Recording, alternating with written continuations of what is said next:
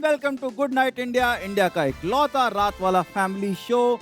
मैं हूं Amit Tandon, produced by mother, directed by wife. ये जिया कहाँ? यार इतनी बड़ी कविता लेके मेरे पीछे पड़ा हुआ है। फिर तो तुम्हें भगवान भी नहीं बचा सकता, क्योंकि देखो अगर कवि है तो फिर भगवान भी आएगा तो कहिए 4 लाइनें तो सुन के जा यार प्लीज मेरे। तो अब क्या करें?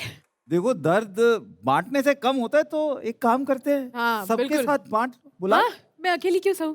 बुलाओ बुलाओ। आइए जी।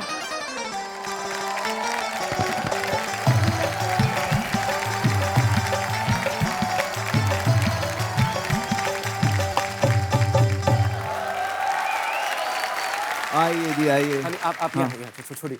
क्यों? आप कोई भी मौके का फायदा उठाए बिना रहते नहीं है। मौका ऐसा हो तो कौन ना उठाए। मेरे ख्याल में आप शादीशुदा भी हैं। ये बताने की क्या जरूरत है? देखिए, मैं तो कह रहा हूँ कि आपने हमें यहाँ बुलाया, समा बदल गया। हाँ जी। जिया जी को देख के चश्मे से धुआं निकल गया। क्या बात है। सर, आप तो बिल्कुल जो है वो ट्विस्टेड कहानी लग रहे हैं। You are looking like a very twisted कहानी, just like a lychee and laung in veg biryani. देखिए पहले आके निकाल दिया मुझे मेरे शो से, क्या बात कर रहे हैं।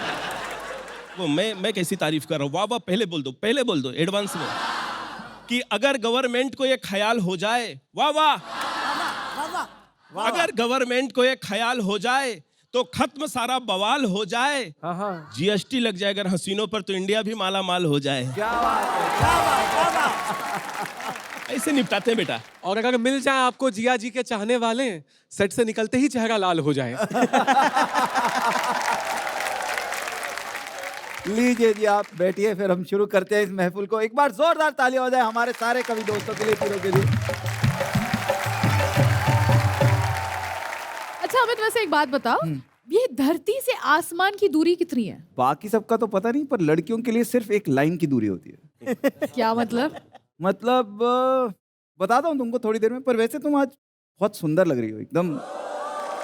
नहीं अमित भैया, भाभी जी देख रही है ये एपिसोड, तारीफ संभाल के करना। यहाँ जिया जी के आगे सख्त लौंडे पिघल जाते हैं। अमित सर क्या चीज है? बस ज्यादा पैसे दिए क्या इनको मेरी तारीफ करने के लिए? देखिए, एक लाइन से पहुंच गई ना 7वें आसमान तक। यही बात कर रहा था मैं। खैर, ये सब तो हमारा चलता ही रहेगा। हम अपने पहले परफॉर्मर को बुला लेते हैं। Yes. So please welcome Rakesh Tiwari from Jaunpur. जियो जौनपुर, जियो जौनपुर। ऐसा है, जी। इंडियन शादी में चाइनीज खाना खाते हुए आज मेरे यार की शादी है हाई स्पीड पर गाते हुए। दूल्हे की उस शादी का मंजर मैं नहीं भूल पा रहा था। रह रहकर दुल्हन का वो रोना याद आ रहा था। तब घर पहुंचा तो एक सवाल आया, सवाल नहीं पूरा बवाल आया कि क्या होता अगर बनाने वाले ने ऐसी एक रस्म बनाई होती कि मंडप से दुल्हन की जगह दूल्हे की विदाई होती।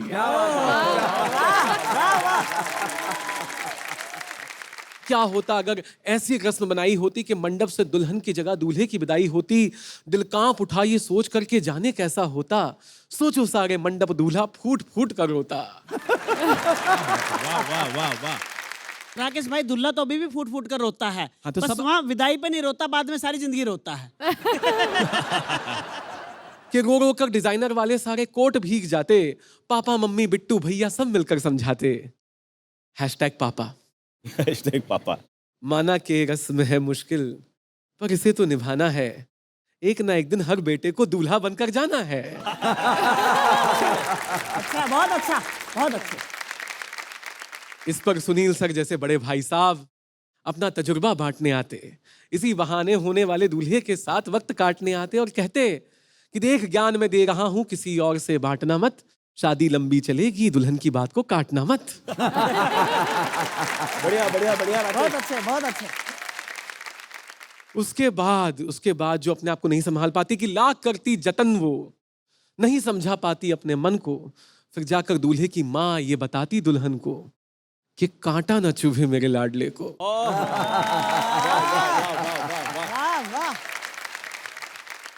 इतने पर भी नहीं रुकती आंसुओं की धार, रो रो कर बेहोश हो जाते दूल्हे के सब यार।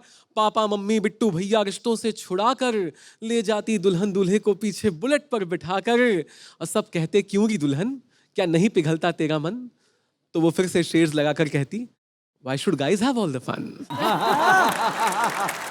क्या बात है।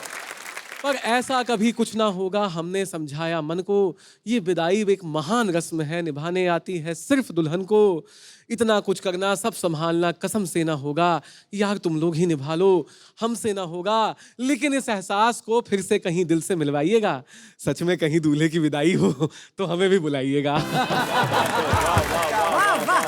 क्या बात है।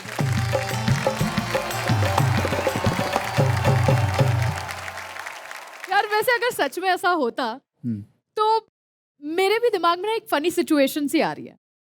तो अर्ज किया है। हाँ।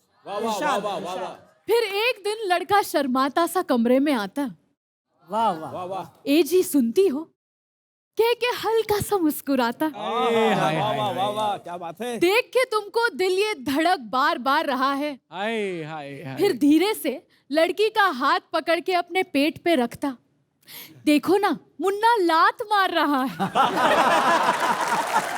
बात है। भाई मैं तो इस बात का मजा चखने के लिए तैयार हूँ। हाँ तो कह दो, मैं मुन्ना मुन्नी सब रखने को तैयार हूँ। अभी तो आप चल के बैठ के। जी जी जी बिल्कुल।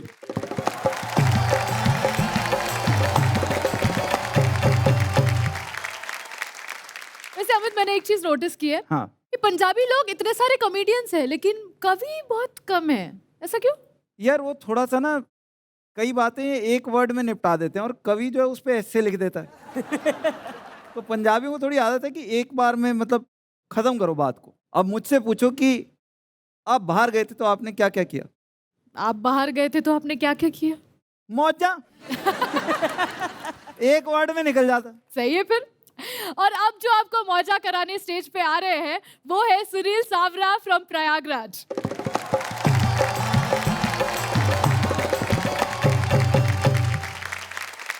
हम शादीशुदा लोगों की यार जो रोमांटिक लाइफ है ना, अच्छी नहीं जा रही। मेरे साथ तो बहुत ही गलत हुआ अमित जी, मैं क्या बताऊं। चेहरा बता रहा है। हाँ, इतना गलत हुआ कि मैं बता नहीं सकता, लेकिन बताऊंगा नहीं तो चैनल वाले मेरे साथ और गलत कर देंगे। तो दो लाइनें सुनिए कि यूं यूं दिल जलाने की जरूरत क्या थी। क्या वाह। यूं दिल जलाने की जरूरत क्या थी, शाम को शामत बुलाने की जरूरत क्या थी।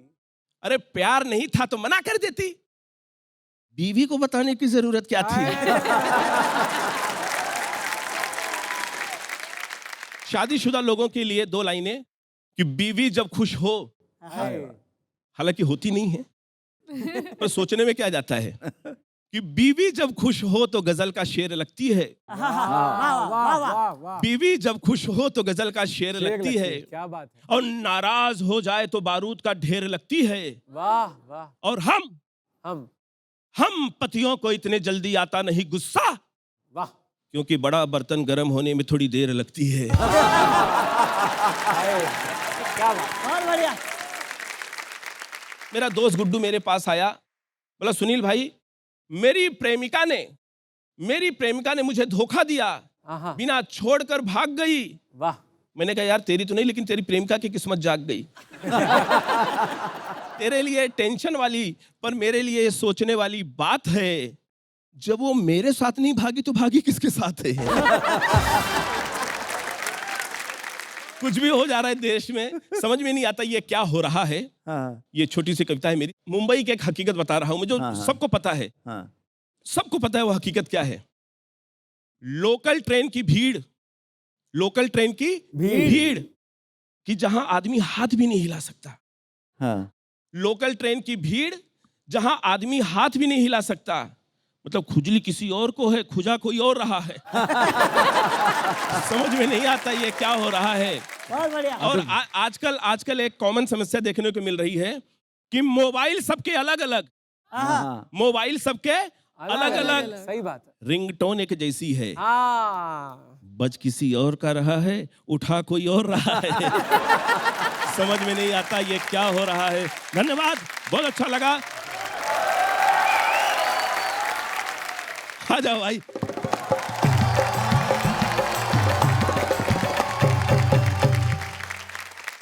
थैंक यू सुनील भाई, थैंक यू। Thank you.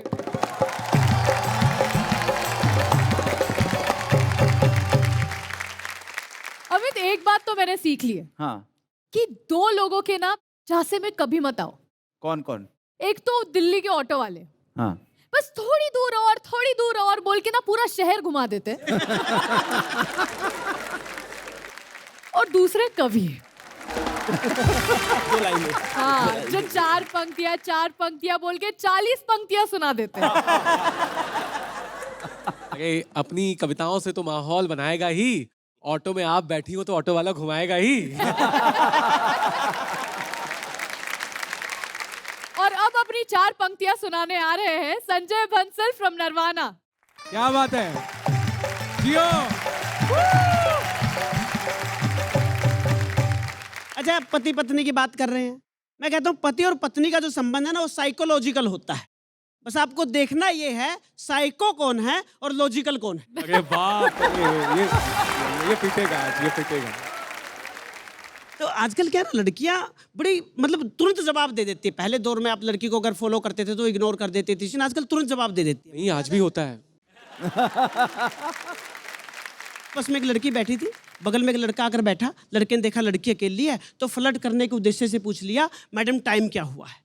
और लड़की ने देखा लड़का मतलब फ्लर्ट करने के चक्कर में तो इग्नोर किया। लड़के ने फिर पूछा, लड़की ने फिर इग्नोर किया। लड़के ने जब चौथी बार पूछा तो जो उत्तर दिया वो आजकल की लड़की ही दे सकती थी। जैसे ही लड़के ने कहा मैडम टाइम क्या हुआ है, तो लड़की ने कहा 4 जूते पड़ने में 2 मिनट बाकी है। क्या बात है, बढ़िया बढ़िया बढ़िया। उसके बाद संजय भाई बस से उतर गए। उसके बाद में हमेशा घड़ी देखते रहते, 2 मिनट बाकी है कि नहीं। अच्छा, होता क्या है ना, मतलब आदमी क्या है, सुकून से कहीं रह नहीं सकता। मैं बालकनी में खड़ा था और आसमान की तरफ देख रहा, पीछे से पत्नी ने टोका, क्या सोच रहे हो? अच्छा, एक तो दुनिया की हर पत्नी को एक गलतफहमी रहती है कि आदमी अगर कुछ और नहीं कर रहा तो उसके बारे में सोच रहा होगा। और मैं उसकी गलतफहमी दूर कर दूं, अगर आदमी खाली है तो अपनी वाली को छोड़कर बाकी सबके बारे में सोच रहा होता है। खैर, पत्नी ने पूछा, तुमने क्या सोच रहे हो डार्लिंग? मैंने कहा तुम्हें याद है आज से ठीक 7 साल पहले तुम्हारे पापा ने मुझे पार्क में तुम्हारे साथ रंगों हाथों पकड़ लिया था और कहा था या तो मेरी लड़की से शादी कर ले वरना मैं वकील हूँ, तुम्हें 7 साल की जेल करवा दूंगा। हाँ हाँ, मुझे अच्छे से याद है। सोच रहा हूँ उनकी अगर जेल जाने वाली बात मान ली होती आज तो आज़ाद हो गया होता। ये अच्छा है, अगर जेल पहले ही चला गया होता तो ये उम्र कैद की सजा नहीं भुगत रहा होता। मुझे लगता है कि एक विषय और भी है। हम अभी अंतर्राष्ट्रीय महिला दिवस हमने मार्च में मनाया और उसमें एक बहस हम प्रिंट मीडिया में, इलेक्ट्रॉनिक मीडिया में, सोशल मीडिया में सुनते देखते आए कि महिला और पुरुष बराबर हैं। पर मेरा ऐसा बिल्कुल भी मानना नहीं है। मैं इस बात को सिरे से खारिज करता हूँ कि कह रहे हो ये जो तुम वो सरासर गलत है। न थे महिला पुरुष बराबर कभी, न अब है। कह रहे हो ये जो तुम वो सरासर गलत है। न थे महिला पुरुष बराबर कभी, न अब है। पिता के पास कब होती है माँ सी ममता। क्या बात है। मैं एक एक रिश्ते को परिभाषित करता हूँ कि पिता के पास कब होती है माँ सी ममता, भाई के पास कब होती है बहन सी सहनशीलता, दोस्त कहाँ प्रेमिका सा ध्यान रख पाते हैं, पत्नी है तो सुने मकान घर बन जाते हैं, पत्नी है तो सुने मकान घर बन जाते हैं।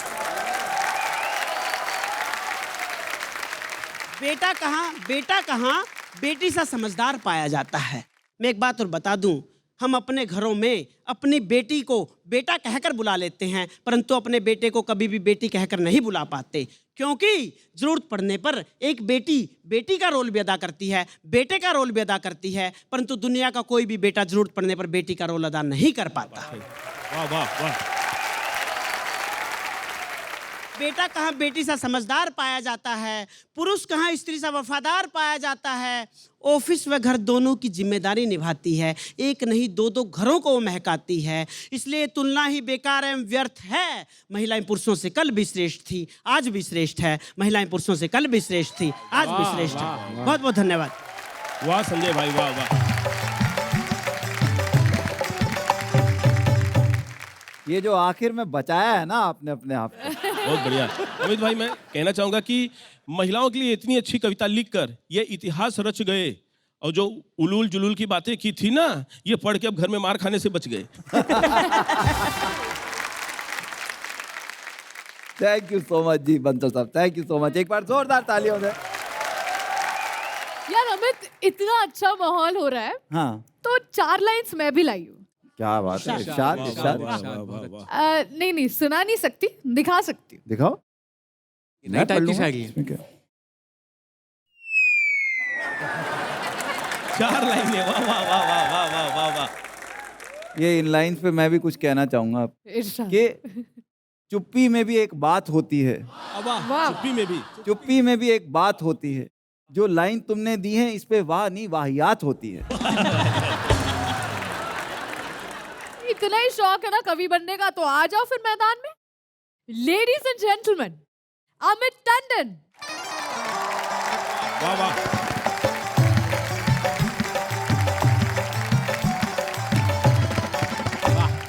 अब 19 साल हो गए मेरी शादी को, 19 साढ़े 19 साल हो गए करीबन। तो मैं क्या है, मैं 19 साल मैंने काफ़ी शुरू में 7-8 साल जैसे मेहनत करी, कोशिश करी कि हमें समझ में तो आए, पर अब वो थोड़ा सा गिव अप मार दिया। तो मैं उसी बारे में बात कर रहा हूँ कि कैसे जी। अब हमने गिव अप मार दिया अपनी शादी के अंदर। जी जी। कहना चाहूँगा, खुद का मूड अच्छा ना हो तो सारा दिन इग्नोर करती रहेगी। वाह वाह वाह, खुद का मूड। मैं बात ना करूँ तो तुम्हें तो मेरी पड़ी नहीं है जैसी सेंटी लाइन कहेगी। ये हो जाता है ना। मेरी छोटी छोटी गलतियां भी सालों तक याद करवाती है, पर जब हो उसकी मिस्टेक क्या बात है। तो बात कैसे कर रहे हो बोलकर बात घुमाती है। मेरी बीवी मुझे समझ में नहीं आती है, मेरी बीवी मुझे समझ में नहीं आती। और आप अकेले नहीं हैं, और आप अकेले नहीं हैं। हाँ, यहाँ बहुत सारा तजुर्बा बैठा है यहाँ। नहीं बिल्कुल। फिर एक और चीज है हमारे घर में जो काफी होती है, आप लोगों के साथ होगी, शॉपिंग। जी अमित भाई। अरे बस नहीं। शॉपिंग 3 कारणों से होती है हमारे घर में। हाँ। एक होती है जब जरूरत है, दूसरा है जब मूड है शॉपिंग का, और तीसरा जब मूड खराब है। खराब है तो शॉपिंग कराते हैं। आज शॉपिंग क्यों कर रहे हैं यार, मूड खराब है तो थोड़ा मूड अच्छा हो जाएगा शॉपिंग करके। दोनों केसेस में हो रही है शॉपिंग। तो शॉपिंग मूड अच्छा करने के लिए कर लेती है। कोई नई ऑफर आए तो इसके मन में घर कर लेती है, क्या बात है। क्योंकि मॉल की हर दुकान में तो फोन नंबर दिया हुआ है। तो जब कोई ऑफर लगेगी, जब कोई नया माल आएगा, SMS आ जाता है और वो दिमाग में बैठ जाता है कि यार ये 25% डिस्काउंट दे रहे हैं। और मेरी शॉपिंग तो उसके शॉपिंग पॉइंट्स में पूरी हो जाती है। मेरी शॉपिंग, क्योंकि उनकी शॉपिंग इतनी ज़्यादा, मेरी शॉपिंग तो उनके शॉपिंग पॉइंट्स में पूरी हो जाती है। मगर जब कहीं जाना हो तो यार कुछ पहनने लायक नहीं है मेरे पास, ये बोलकर बैठ जाती है। मेरी बीवी मुझे समझ में नहीं आती है, मेरी बीवी मुझे समझ में नहीं आती। फिर एक, जब हम कहीं भी बाहर जाते हैं, शादी पे जा रहे हैं, पार्टी पे जा रहे हैं, कहीं भी जाते हैं ना, तो उससे पहले वो 1-2 दिन पहले प्रिपरेशन शुरू होती है कि क्या पहन के जाना है। तो जब बाहर जाना हो तो कपड़े चुनने में घंटों लगाती है। वाह। 3 बार सैंडल और 4 बार साड़ी चेंज करके आती है। पार्टी में पहुंचकर मेरी स्लो ड्राइविंग पे इल्जाम लगाती है। मुझे मेरी बीवी समझ में नहीं आती। बात है, वाह वाह वाह। और इतनी कविता लिख दी, अब तक समझ में नहीं आई। और आखिरी कुछ लाइनें जो है मैं अपनी बीवी की आंखों के बारे में समर्पित करना चाहूँगा। आंखों के बारे में, हाँ, आप मिली हुई हैं जी, काफी खूबसूरत आंखें उनकी, बहुत खूबसूरत और काफी एक्सप्रेसिव भी हैं, ठीक है, और काफी इफेक्टिव भी हैं। अरे वो जब देखती है, वो हमारे घर गैस खत्म हो जाए वो घूर के दूध उबाल देती है यार। ये अच्छा है, घूर के। तो उस बारे में मैं बात कर रहा हूँ। कभी मैं कुकर 5 सीटी बाद बंद करना भूल जाऊं, क्या बात है। ये मिलता है ना काम कि यार 5 सीटियों के बाद बंद कर देना, और वो नहाने चली गई। तो कभी मैं कुकर 5 सीटी बाद बंद करना भूल जाऊं, ऐसे देखेगी कि बस अभी पंखे से झूल जाऊं। माथे पे नहीं आती एक भी शिकन की रेखा, आंखों से ही बोल देती है कि मेरे माँ बाप ने तुम में क्या देखा। बढ़िया बढ़िया बढ़िया अमित भाई।